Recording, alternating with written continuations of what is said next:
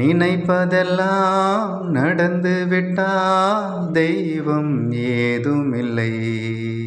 நடந்ததையே நினைத்திருந்தால் அமைதி என்றுமில்லை. நடந்த கதை முடிவதில்லை மனிதன் வீட்டினிலே. முடிந்த கதை தொடர்வதில்லை இறைவன் ஏட்டினிலே.